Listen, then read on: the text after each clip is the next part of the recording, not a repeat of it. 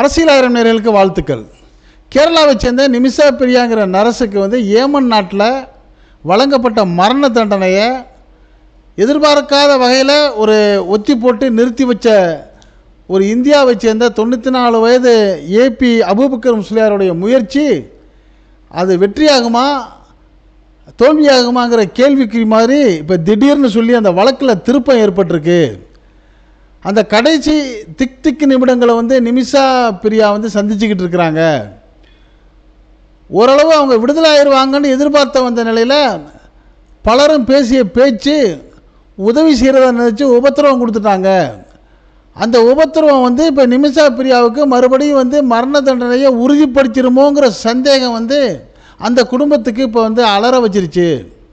அந்த அளவுக்கு நடந்த நிகழ்ச்சி என்ன, திடீர் மாற்றத்துக்கான காரணம் என்ன, அப்படி என்ன நடந்தது அப்படிங்கிற சில விவரமான தகவல்களை நம்ம வீடியோக்குள்ளே பார்ப்போம். இதை நீங்கள் பார்க்குறதோடு மட்டும் இல்லாமல் இது பற்றிய உங்களுடைய கருத்துக்களைங்க அந்த அரசியல் கமெண்ட் பாக்ஸில் கமெண்ட் பண்ணுங்கள். இப்போ நம்ம வீடியோக்குள்ளே போவோம்.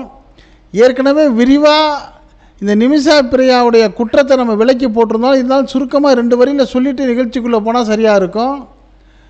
இந்தியாவில் கேரளாவை சேர்ந்த நிமிஷா பிரியாங்கிற ஒரு நர்ஸை வந்து ஏமன் நாட்டில் போயிட்டு நர்ஸாக பணிபுரிந்து அந்த நாட்டை சேர்ந்த மகதிங்கிற ஒருத்தரோட கூட்டாளியாக சேர்ந்து பார்ட்னர்ஷிப்பாக சேர்ந்து ஒரு கிளினிக்கு ஸ்டார்ட் பண்ணுறாங்க. அந்த கிளினிக் ஸ்டார்ட் பண்ணுறப்ப அந்த மகதி என்ன பண்ணுறாரு, இந்த அம்மாவுடைய பாஸ்போர்ட்டை வாங்கி வச்சுக்கிட்டு தான் லைசன்ஸ்லாம் எடுத்து கொடுக்குறாரு. ஒரு கட்டத்தில் அவங்க 2 பேருக்கும் கருத்து வேறுபாடு வந்து மகதியை வந்து அவர்கிட்ட அந்த பாஸ்போர்ட்டை மீட்கணுங்கிறதுக்காக அவருக்கு மயக்க மருந்து கொடுக்குறாங்க இந்த நிமிஷா பிரியா. அந்த மயக்க மருந்தை வந்து ஓவர் டோஸாக 2வது முறை கொடுத்தோடனே அவர் இறந்துடுறாரு. இதுதான் சுருக்கம்.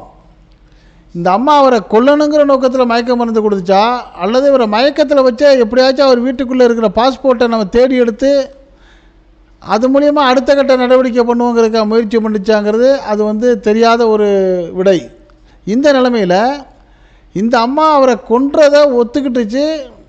கொன்றதோடு மட்டும் இல்லாமல் உறுப்புகளெல்லாம் வெட்டி சேதப்படுத்தியிருக்கு. இதெல்லாம் நிரூபணமான பிறகு அந்த நாட்டு சட்டப்படி தெளிவாக விசாரித்து அந்த அம்மாவுக்கு மரண தண்டனை கொடுத்துட்டாங்க.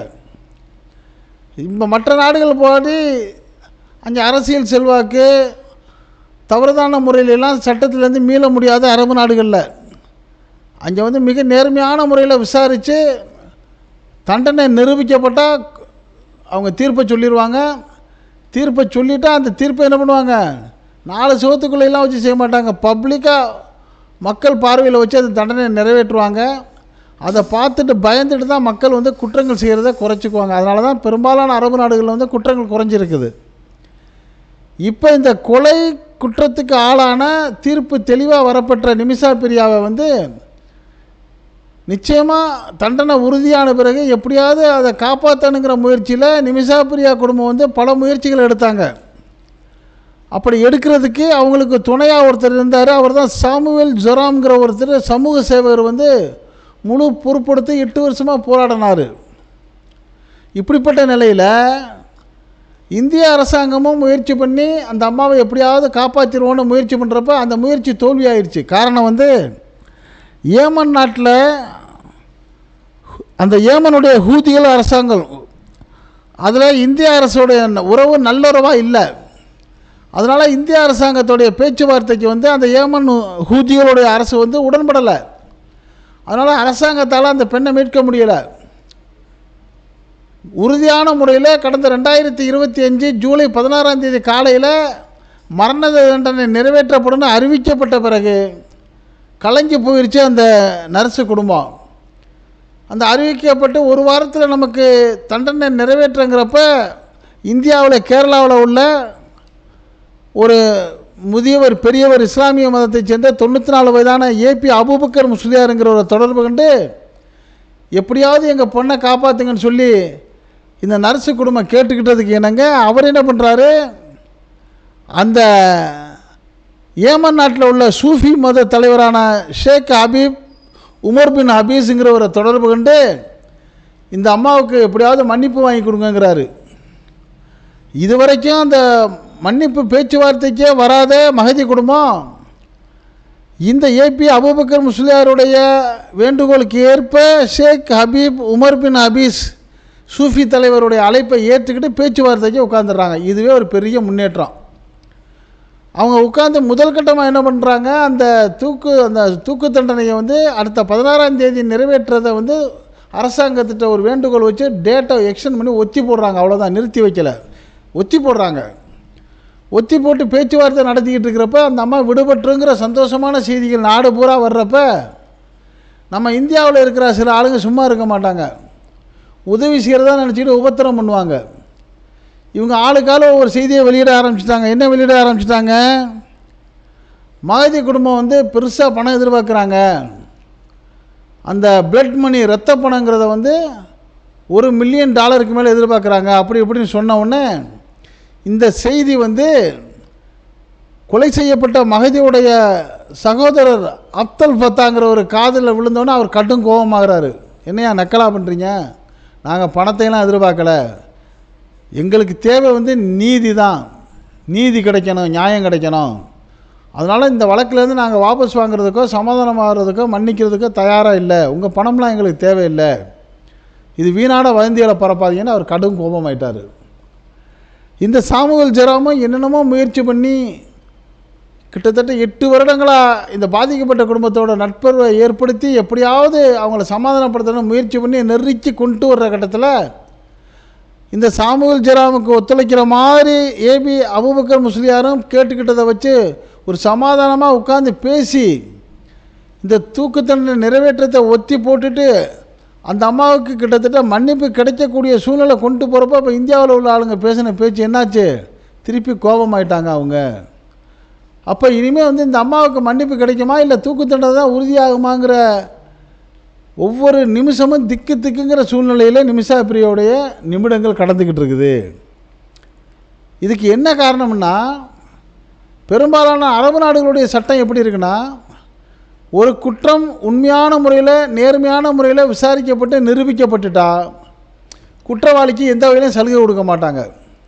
அந்த நாட்டு ஷரியத் சட்டப்படி அதுக்கு என்ன தண்டனையோ அதை கொடுத்துருவாங்க. அப்போ இந்த அம்மா செஞ்ச குற்றம் நிரூபிக்கப்பட்டுருச்சு, தெளிவாகிடுச்சு, அதுவும் ஒத்துக்கிட்டுருச்சு. தெளிவான விசாரணைலாம் முடித்த பிறகு மரண தண்டனை முடிச்சுட்டாங்கன்னா மரண தண்டனை தான். அதை வந்து எந்த ஒரு தனிநபரோ அரசாங்கமோ கேட்டாலும் அவங்க அதை வந்து விட்டு கொடுக்க மாட்டாங்க. ஆனால் அதுலேருந்து தப்பிக்கிறதுக்கு ஒரே வழி என்ன வழின்னா, பாதிக்கப்பட்ட குடும்பம் மன்னிச்சா அதை அந்த அரசாங்கம் ஏற்றுக்கிட்டு தண்டனையை விடுற வாய்ப்பு இருக்குது. அப்போ பாதிக்கப்பட்ட அந்த மகதி குடும்பத்தில் என்ன பண்ணணும், இவங்க போய் ரெக்வெஸ்ட் பண்ணி கேட்டு எங்கள் பொண்ணு தப்பு தான் பண்ணிருச்சு, மன்னிச்சிருங்க, அது கொல்லணும்னு செய்யலை, அந்த பாஸ்போர்ட் எப்படியாச்சும் எடுக்கணுங்கிறதுக்காக மயக்க மருந்து கொடுத்துச்சு, தவறுதலாக ஓவர் டோஸ் ஆகி இறந்துட்டார் அப்படிங்கிற மாதிரி சொல்லி சமாளிக்கணும். ஆனால் உண்மையாக நடந்ததை விட அப்படி தான் இருக்கலாம். இந்த அம்மா மயக்க மருந்து கொடுத்து அவரை கொஞ்சம் தூங்க வச்சுட்டு நம்ம அவர் வீட்டில் பாஸ்போர்ட்டை எப்படியாவது எடுத்துருவோன்னு நினச்சி முயற்சி பண்ணியிருக்கு. திருப்பி ஒரு சந்தேகம் நடுவில் முடிச்சுக்கிறாருன்னு செகண்ட் டோஸ் கொடுத்துருக்கு, ஓவர் டோஸாக ஆள் இறந்துட்டார். இப்போ இறந்துட்டாருன்னு கன்ஃபார்ம் ஆனோன்னா ஐயோ கொண்டு விட்டோமே, இதை மறைக்கிறதுக்கு என்ன பண்ணுறது, அடுத்த தப்பான நடவடிக்கைலாம் ஈடுபட்டிருக்கு. அதான் ஒரு பொய்யை சொன்னால் பொய்யை மறைக்க 100 பொய் சொல்கிற மாதிரி ஒரு தப்பு செஞ்சால் அது தப்பை மறைக்க ஆட்டோமேட்டிக்காக அடுத்த தப்பு செஞ்சிருச்சு. இதுதான் அந்த அம்மா செஞ்ச குற்றம். இப்போ அதனால் வந்து தெளிவாக முடிவாகிடுச்சு தண்டனைண்டு. இப்போ தண்டனையில் மீள்றதா இருந்தால் என்ன செய்யணும், இந்த குடும்பம் வந்து மகதி குடும்பத்தை போய் ரொம்ப நயந்து கெஞ்சி கெதறி அவங்கள்ட்ட மன்னிப்பு கேட்டு சத்தம் இல்லாமல் அவளுக்கு ஏதாச்சும் அதுக்கு ஒரு நிவாரண தொகையை கொடுத்து அதை அவங்க ஏற்றுக்கிட்டா அவங்கள்ட்ட மன்னிப்பு வாங்கி அந்த மன்னிப்பை வந்து அரசாங்கத்துக்கு தெரியப்படுத்தி அந்த தண்டனையிலேருந்து விடுபடணும். இதுதான் முறை. ஆனால் அப்படி ஒரு நெருக்கமான சூழ்நிலை வர்றப்போ வந்து இவன் ஆளுக்கால போட்டு விட்ட செய்தியால் வந்து திருப்பி அந்த குடும்பம் கோபமாயிருச்சு. இதைத்தான் அந்த நிமிஷா பிரியாவை எப்படியாச்சும் மீட்டு இந்தியாவுக்கு கூட்டிகிட்டு வரணும் முயற்சி எடுத்த சாமுவேல் ஜெரோம் சொல்கிறாரு, கடந்த 8 வருஷமாக பாதிக்கப்பட்ட மகதியோட குடும்பத்தோட கொஞ்சம் கொஞ்சமாக உறவை நான் வந்து கட்டமைச்சேன், மெதுவாக சீராக உறவை ஏற்படுத்தினேன். ஒவ்வொரு நீதிமன்ற விசாரணையின் போதும் நான் மகதி குடும்பத்தோடு போய் அன்பாக பேசி அவர் சகோதரர்கள்லாம் கைகுலுக்கி ஆறுதலாக பேசுவேன். நல்ல நட்பு நெருங்குற வேளையில் இந்த மாதிரி ரத்த பண விஷயத்தை பேசி பேரம் பேசுகிறாங்கங்கிற செய்தி வெளியே வந்தவுடனே அது மகதி குடும்பத்துக்கு கோபத்தை உண்டாக்கிருச்சு. அதனால் இவங்க கடும் கோபமாயிட்டாங்க. இந்திய அரசாங்கமும் அவங்களால எதையும் சாதிக்க முடியலை.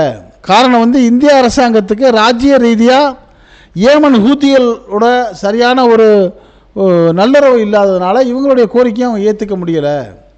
இவ்வளோ நெருக்கடியான சூழ்நிலையில் இந்தியாவில் கேரளாவிலேருந்து ஒரு 94 வயதான ஏபி அபுபக்கர் முஸ்லியாருங்கிற ஒரு தலைவருடைய வேண்டுகோளை ஏற்று அந்த சூபி ஏமனில் உள்ள சூபி தலைவர் ஷேக் ஹபீப் உமர் பின் ஹபீஸுங்கிறவருடைய முயற்சியால் அந்த பாதிக்கப்பட்ட மகதி குடும்பத்தை கூப்பிட்டு உட்கார வச்சு சமரசம் பேசி அந்த 16ஆம் தேதி நிறைவேற்ற இருந்த தூக்கு தண்டனையை ஒத்தி போட்டதே பெரிய விஷயம். அந்த ஒத்தி போட்டதை இல்லாமல் ஆக்கிறதுக்கு எடுத்துக்கிட்டு முயற்சி வர்றப்போ இங்கே இந்தியாவிலேருந்து ஆளுக்கு ஆள் ஒவ்வொரு செய்தியை போட்டு மீண்டும் கோபத்தை உண்டாக்கிட்டாங்களே, இது பெரிய தலைவலியாக வேதனையாக இருக்கே, இப்போ அந்த அம்மாவுடைய நிலைமை என்னமாகுமோன்னு சொல்லி ரொம்ப வேதனையான செய்தியை தான் இந்த சாமுவேல் ஜெராம் சொல்லியிருக்கிறாரு. இப்போ இதுலேருந்து நம்மளுக்கு கிடைக்கக்கூடிய செய்தி என்னவாக இருக்குன்னா, பெரும்பாலான சேனல்களாக இருக்கட்டும், யூடியூப்களாக இருக்கட்டும், அந்த பெரியார் நர்ஸோடைய சொந்தங்கள் நண்பர்களாக இருக்கட்டும், வாயில் வந்ததை நீங்கள் அள்ளி விட்டிங்கன்னா அது அந்த அம்மாவுக்கு நீங்கள் செய்கிற உதவியில் உபத்திரவம். இப்போ கிட்டத்தட்ட தப்பிக்க போனதை திருப்பி நீங்கள் ஆட்டோமேட்டிக்காக மாட்டி விட்டுருக்கிறீங்க. இது எங்கே போய் முடிய போகுதுன்றே தெரியலை.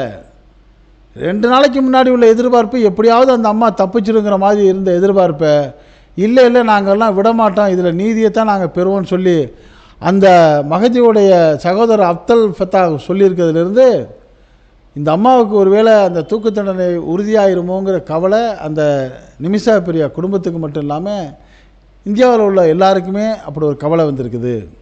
அந்த அம்மா பெரிய தியாகின்ட்டு அது மேலே ஆறுதல் அடையலை, ஏதோ தெரியாமல் தப்பு பண்ணிருச்சு விட்டுலாமேங்கிற ஒரு அனுதாபத்தினால தான் எல்லோரும் எதிர்பார்க்குறாங்க. அதனால் இப்போ நம்ம இந்த சேனல் மூலிமா வைக்கக்கூடிய வேண்டுகோள் என்னவாக இருக்குன்னா, இது போன்று அதாவது ஒரு கோபந்தாபமான ஒரு எமோஷனலான கேஸுகளுக்கு போகிறப்போ நீங்கள் வாயில் வந்த செய்திகளெல்லாம் சொல்லி கெடுத்துடாதீங்கிற ஒரு வேண்டுகோளை தான் நம்ம இதை பார்க்கக்கூடியவர்களுக்கும் மற்ற நண்பர்களுக்கும் சொல்கிறோம். இப்போ நிமிஷா பிரியாவுடைய நிலைமை என்ன ஆகும், அவங்க விடுதலை ஆவாங்களா அல்லது நிச்சயமாக தண்டனைக்கு ஆளாவாங்களா அப்படிங்கிற உங்களுடைய கருத்துக்களையும் நீங்கள் இந்த அரசியலான கமெண்ட் பாக்ஸில் கமெண்ட்ஸ் பண்ணுங்கள். இந்த செய்தியை உங்கள் நண்பர்களுக்கும் உறவுகளுக்கும் ஷேர் பண்ணுங்கள். இதே போல் நாட்டில் 4 பக்கம் நடக்கக்கூடிய செய்திகளை எந்த விதமான இடைச்செருகளும் இல்லாமல் அப்படியே கொண்டு வந்து உங்கள் வீட்டுக்குள்ளே சேர்க்கக்கூடிய நம்ம அரசியல் 1000 சேனலுக்கு இதுவரை சப்ஸ்கிரைப் பண்ணாதவங்க சப்ஸ்கிரைப் பண்ணுங்கள். மறக்காமல் பக்கத்தில் இருக்க பெல்லைக்கானை கிளிக் பண்ணுங்கள். அப்போ தான் நம்ம போடக்கூடிய ஒவ்வொரு செய்தியும் உங்களுக்கு நோட்டிஃபிகேஷன் காட்டும், நீங்கள் விரும்பிய செய்தியை பார்க்கலாம். என்றும் இணைந்திருப்போம். உங்கள் அன்பன் அஷ்ரஃப் அலி. நன்றி, வாழ்த்துக்கள்.